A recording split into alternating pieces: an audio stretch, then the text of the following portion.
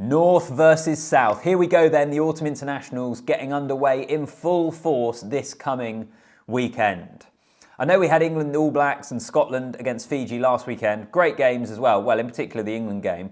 But in terms of a full slate of fixtures, it feels like the autumn internationals are properly underway with what's coming up this weekend, and I cannot wait, and that is what I'm talking about in this video. Welcome back to the channel. If you're new here, my name's Alfie. Appreciate you clicking on the video. Would absolutely love it if you could hit that subscribe button as well if you feel like it. Just boost the channel, means an awful lot to me. And also, like the video whilst you're here as well. And to all of you, whether you're new or whether you've been here plenty of times before, hit that comment section. Let me know what you make of it, of the games coming up this weekend, any of the games I touch upon or anything else in between as well. You know, I always love hearing from you, and put it in the comments section. So in this video, I'm going to talk about all the games this weekend more generally, ask what's the biggest game, but in terms of detail, I'm talking Ireland All Blacks, I'm talking England Wallabies, and I'm talking Scotland against the Springboks. They are some seriously intriguing matchups.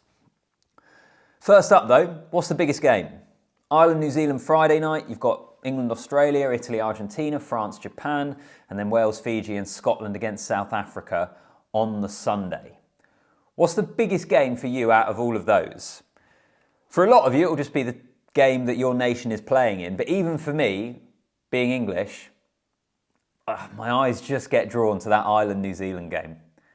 What a way to kick off the weekend. Friday night in Dublin, absolutely huge. I'm really intrigued in Scotland, South Africa to see where the Boks are at the moment. Two-time world champions going up against a Scotland team who were pretty underwhelming against them in the World Cup. I'll get onto that. And obviously for me, England-Australia. England need a win after last week. Where are the Wallabies at the moment?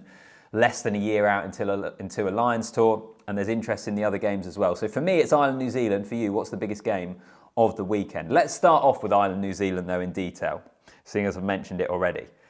Huge game. World Cup rematch. Feels like it was ages ago now, but don't forget the last time these two teams met was that World Cup quarter-final in Paris, where New Zealand produced probably their best performance, I don't know, in 4 or 5 years, arguably. And they absolutely destroyed some Irish dreams that night. What an occasion. I'll never forget, I was lucky enough to be there for that game.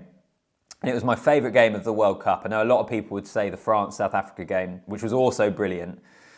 But it was that Ireland-New Zealand game for me. It was just on a knife edge, so much at stake.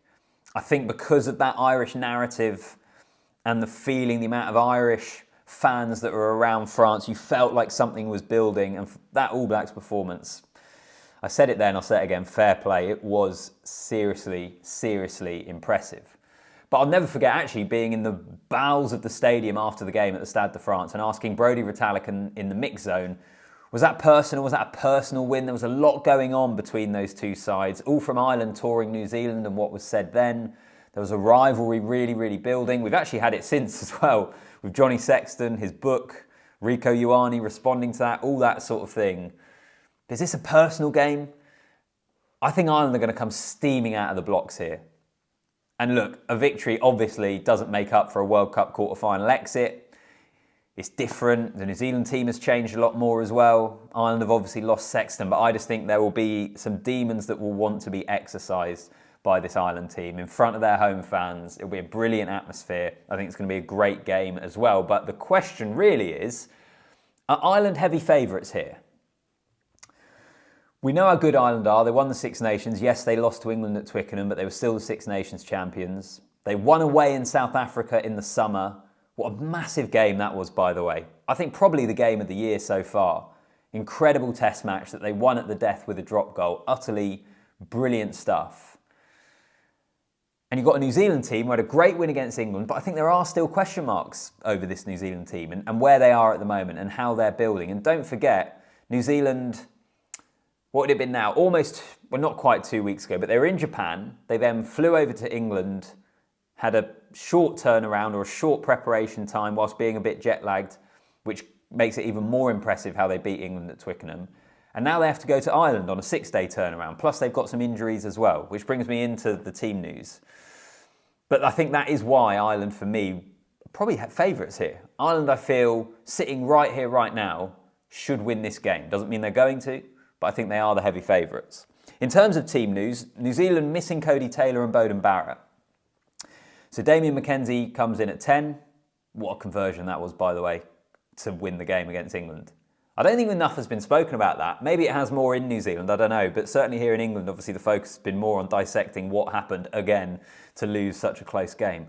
Serious conversion from McKenzie under pressure. So he comes in at 10, and then you've got Amua replacing Cody Taylor. In terms of starting 15, you look at both of those players coming in, and it's not that much of a drop-off. I think where it's interesting is what then happens on the bench for the All Blacks. They've been so good at the impact of their bench in a lot of games this year. But I think having those guys come off the bench to start just makes me wonder what that is going to do to the impact and some of the replacements. For Ireland as well, it's a strong team. The big omission is Tadhg Furlong. He's not there, so Finlay Bealham starts. And again, for Ireland, it's when I look at the bench, really, that is the only slight question mark over this team. Cian Healy is still there. It reminds me of Dan Cole still being part of the England team. Really good players, have had unbelievable careers, but there hasn't been that pathway or progression for a player to come into the team and replace them. So that's a slight question mark, probably the front row replacements for Ireland and how that's going to look. Other than that, though, I think it's a really strong team, particularly that starting 15 for Ireland. Matt Hansen comes back in, the back three's looking good. Crawley starts at 10. They are a proper outfit. And at the moment, I would say a better team than New Zealand. I think that's probably the important distinction. New Zealand, in terms of the superstars in their team, I think match anyone in the world almost. It's more just where they are as a team, where their rugby is, where their attack is, where their patterns of play are. That is the difference at the moment between them and Ireland. That's a big reason why I think Ireland win this game, but you can let me know. Going to be awesome. Going to be awesome. For me, that's the biggest game of the weekend. Let's move on to England-Australia. Won't spend as much time on this because I don't think it's as big a game for maybe a lot of you watching this. Is this a banana skin game for England? Or should they win comfortably? Or maybe I've contradicted myself there, and because people think they should win comfortably, it is a banana skin game. Maybe two things are true at once here. But England have to win this. It was one of the things that, for me, I felt so disappointed for them in defeat to the All Blacks, is that would have just eased the pressure. Would have changed the whole narrative around the team. Now pressure is on this autumn. They need to beat Australia, they need to beat Japan, and I think for people to consider the autumn a success, probably need to beat the Wallabies, certainly need to run them close, and we know how tough a task that is at the moment. Springboks coming, did I say need to beat the Wallabies? Secondly there, they need to beat the Springboks when that comes round. And we know how tough that is coming up in a week's time. England, in terms of the team, I did a video on it yesterday. They've gone unchanged. I like the selection. I like that you keep it settled. You don't be too knee-jerk after one defeat. The bench has changed a bit, and I think that bench needs to have a much bigger impact. But I think England need a bit of a performance and they need the win. And from an Australian perspective, we know they're in trouble as a rugby nation. We know results haven't been good for a long time now. Is Joe Schmidt the guy that can get them a game plan that can keep it tight against England and can make England sweat and put pressure on them? England have dominated this rivalry. It seems mad to say England have won 10 of the last 11 games, which I find crazy looking back to when I first properly started watching international rugby, probably around 2003 when we won the World Cup, then 2004, 2005, 2006, the strength of some of those Australia teams that we always seemed to struggle to beat. But certainly over the last kind of 8 years or so, it's all England.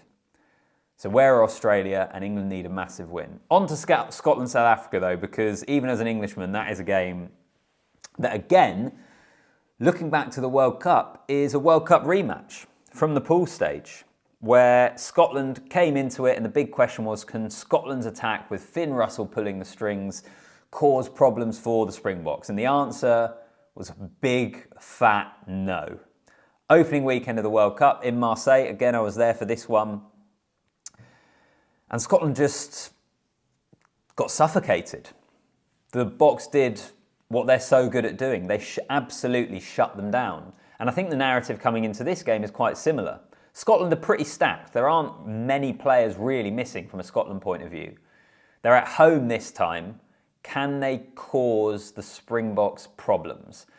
The big struggle I have with this is just I can't see how Scotland can match their power. And I think that is going to be an issue. I think they might have more success in an attacking sense because they are at home in this game. But it's such a huge challenge, isn't it? And then with Scotland, we don't really know where they are at the moment because their summer tour was kind of North America. They jumped around a bit. They're in Canada, the States, some of South America. They then played Fiji last weekend and beat them pretty comfortably, but it's been a while since we've seen them play top-tier opposition. It doesn't get any more top-tier than the Box this weekend. So I think it'll be quite revealing from a Scotland point of view. On to South Africa. I find it a bit of a shame they're not playing Ireland. I know they've played Ireland a lot because they played them twice in the summer, but Test series was 1-1 in the summer. I'd love it if they were having a showdown in Dublin, kind of a winner-takes-all, final round, third match of the series sort of vibe to it. But we're not getting that, which I think is a bit of a shame, so we'll pause that one. But you look at this Northern Tour for the Springboks, they could win every game. Like, they could come in and beat everyone, which I think is what they will probably do. I also feel, and this is the only thing looking ahead to this game, by the time you're watching this, the team news might be out, but what does South Africa do with the game against England a week later? Particularly a 6-day turnaround. How do the coaches utilise that squad and use that squad? Are they rotating or are they going full strength against Scotland? Because, and you can let me know if I'm wrong here, my gut instinct is, and I don't think this is with an English bias, but again, let me know, I just feel like that Twickenham game is going to mean a little bit more. They want to beat everyone. I'm not downplaying the significance of this weekend and them wanting to beat Scotland, but I just think that game against England, because of everything at the World Cup, the rivalry these two teams have, I just feel like that could be more of a focus. And therefore, do they go stronger team selection-wise? Do they rest players against Scotland so that they can play against England? Maybe not. They're really good at rotating their squad, the Box, and actually they've got the depth that you could look at the team sheet and you don't really think there's any weakness there, even though some key players might not be playing. That's probably the big question mark for me about the Springboks. But I really think they've got an opportunity to win every game this tour. I really do. Which I think would be a brilliant end to a year in which they've won the Rugby Championship, first time in a little while. They're the best team in the world at the moment. I know Ireland are still number one, aren't they, I think, in the rankings, but I just feel like with the World Cup win, winning the Rugby Championship, they drew that series against Ireland, so there's always going to be a great debate there. But I just feel like they're the number one at the moment. They're the heavyweight champion that everyone else is trying to knock out, in my opinion. So it's going to be a great weekend. Do you know what? I'll leave it there. Let me know, what's the biggest game, any of the points that I touched upon, or any of the other games as well. Italy, Argentina, France, Japan, Wales, Fiji. Then you can have your say in the comment section. I appreciate you watching the video. Make sure you hit subscribe. Make sure you like it as well. And I'll see you in the next one.